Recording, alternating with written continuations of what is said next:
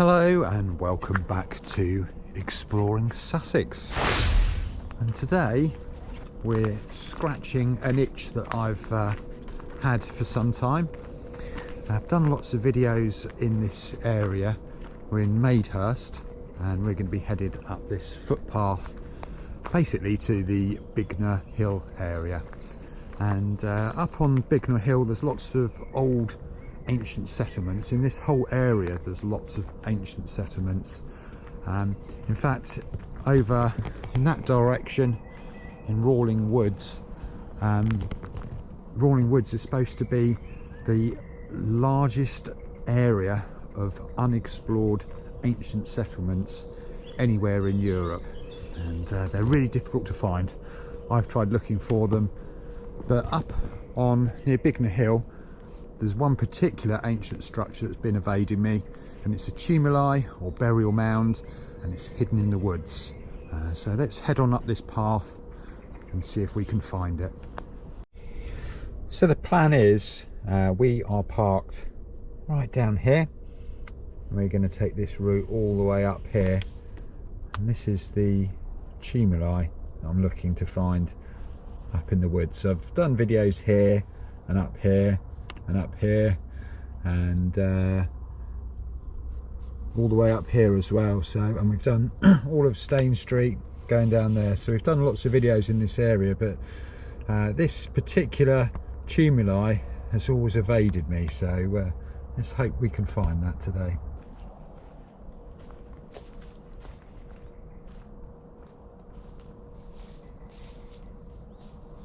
Well, as soon as we start our walk we find some of these ancient structures already. So this would be like an ancient boundary here.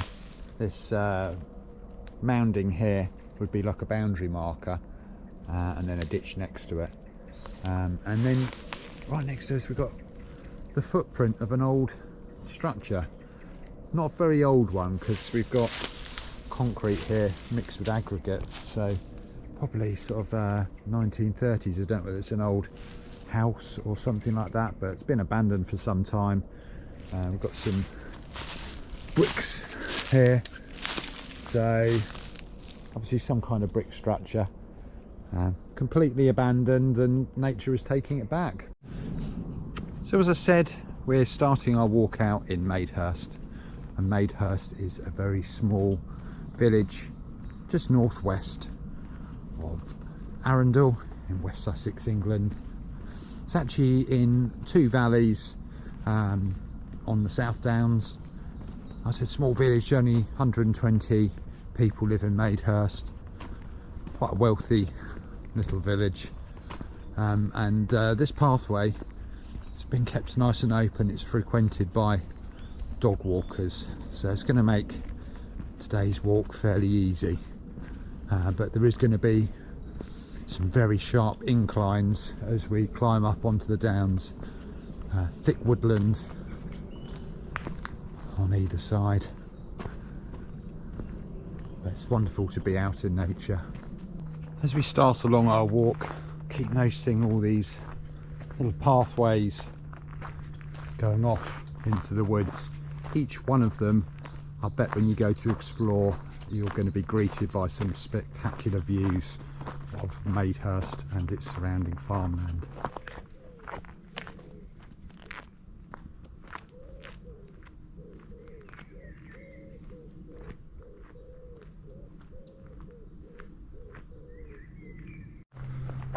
So far it's a lovely walk. Good variety of trees, some maples, some beech trees, a lot of hazel. I noticed that on my drive in. This particular patch here, extremely dense with hazel. Probably a good place to come and collect some hazelnuts later in the year, but you can obviously tell hazel by all of these very straight shoots that come from the bottom. It's normally coppiced.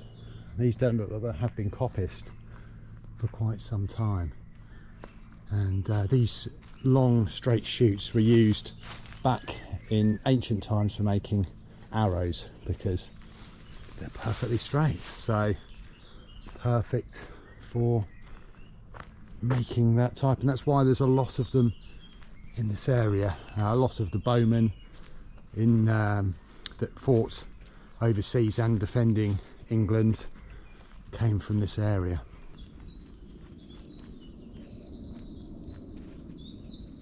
Here we come across a random Christmas tree just sat in the middle of the woods, so nothing else around like it, just this random Christmas tree. How strange.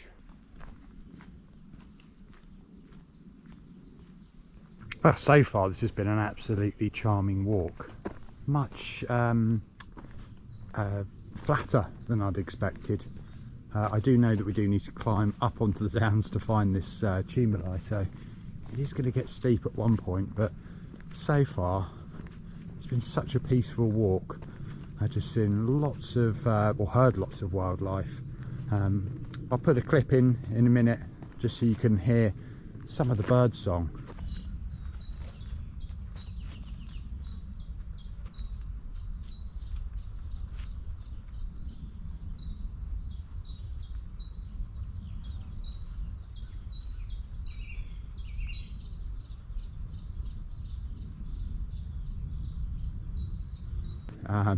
It's been spectacular, and even things like this just keep coming across these random butterflies fluttering around me, and nobody else.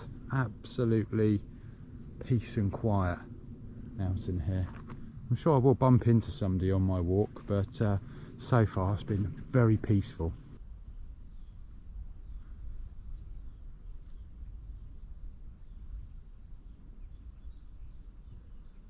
So, come across our first signpost, and it's saying this way for the Monarchs Way, and we will be crossing the Monarchs Way on our walk. So this section is a lot wider.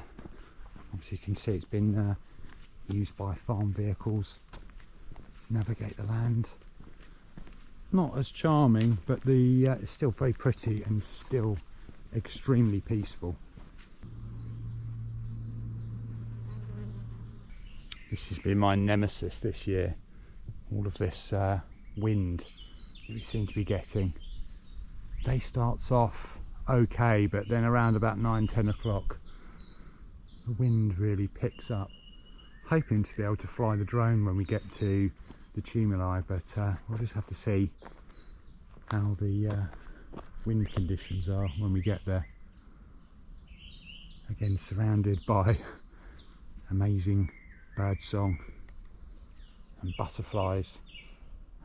Some of the butterflies are even landing on me. By the time I get the camera out to film it, they're gone. Another signpost quoting the Monarchs Way in this direction, and even got a QR code, so I'll pop that there. If you wanted to scan the QR code whilst I've got you, I'll tell you a little bit more about the Monarchs Way. There's the QR code. So I've just randomly come across these quite small, looks like to me, cherries, and I'm looking around thinking, where have these cherries come from? Can't see a cherry tree in sight, but I think I've spotted it. There it is there, but it must be the tallest cherry tree I've ever come across. All of the leaves are up there, and I think they've all just fallen from above down below, but it's way too high for me to see if this cherry's up there, but the bark does look like a cherry tree. How random.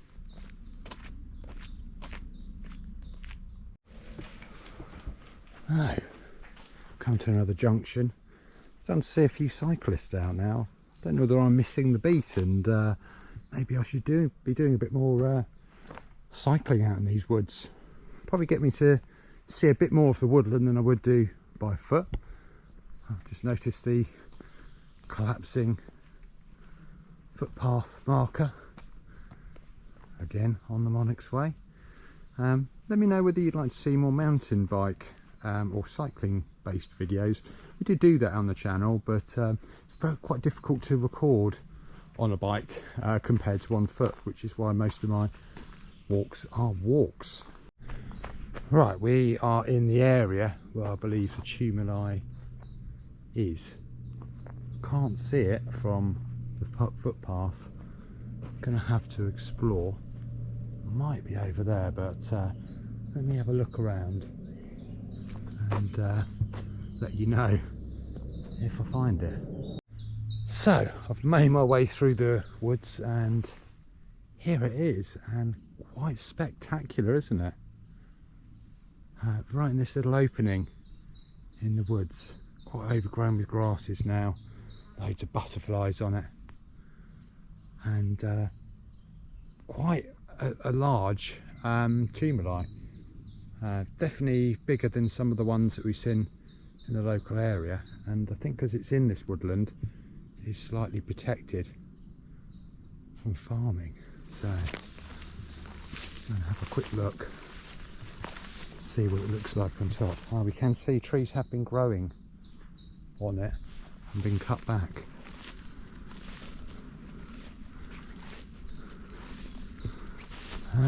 Classic, absolute classic. It's got the centre cut out or dug out of it. Never really know whether that is they're supposedly done by treasure hunters,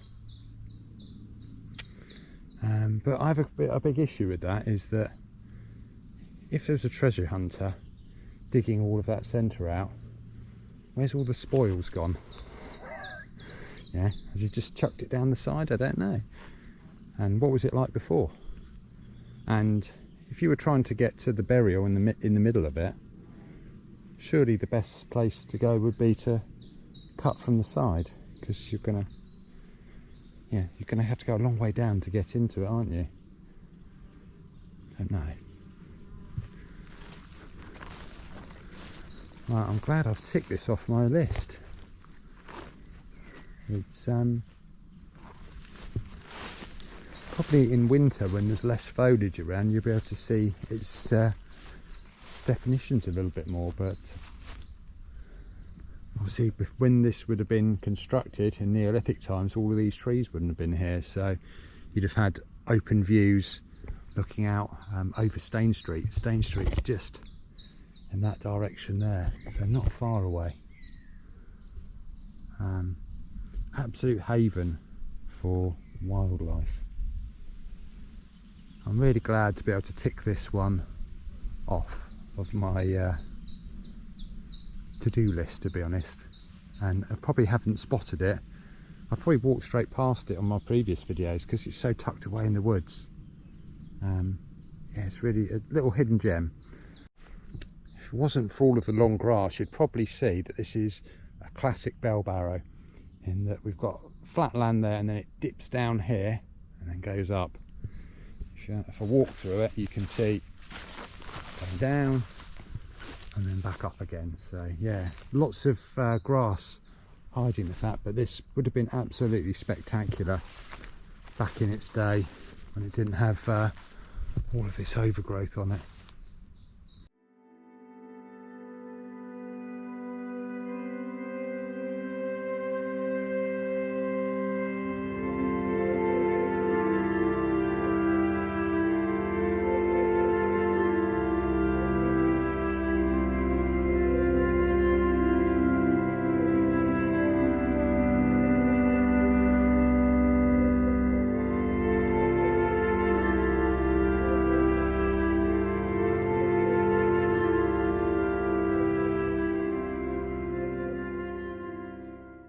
Right guys, just noticed something after being in with the tumuli, is that we've got an alignment here, and this is the alignment that we've got as the compass, but maybe just chance, but obviously these things were built long time ago, and we've got two yew trees here which are incredibly slow growing. Obviously been here for quite some time. They've actually got sort of twisted bark. Yeah, the structure is all twisted, but it's the only two yew trees around. The rest is all other types of tree like hazel, and then we've got these two beech. So basically, if you're standing in the middle of the mound there and look this way, your line of vision is going to be guided between these two, and almost like a gun sight, these two beech trees. These aren't as old, so I don't think it's a Neolithic planting. But I wonder whether there is an alignment there. Let me know what you think. Probably just a coincidence, but I find these types of coincidences absolutely fascinating. I can't really ignore them. It'd be interesting to see where the sun sets on this particular day, like summer solstice, winter solstice. It could be that it's in alignment with the sun setting, so interesting. Hope you've enjoyed this short video trying to find this hidden tumuli. If you have enjoyed this video, then please give me a thumbs up. If you like this type of content, then please subscribe to the channel, and I will see you in the next one. Thank you very much for watching.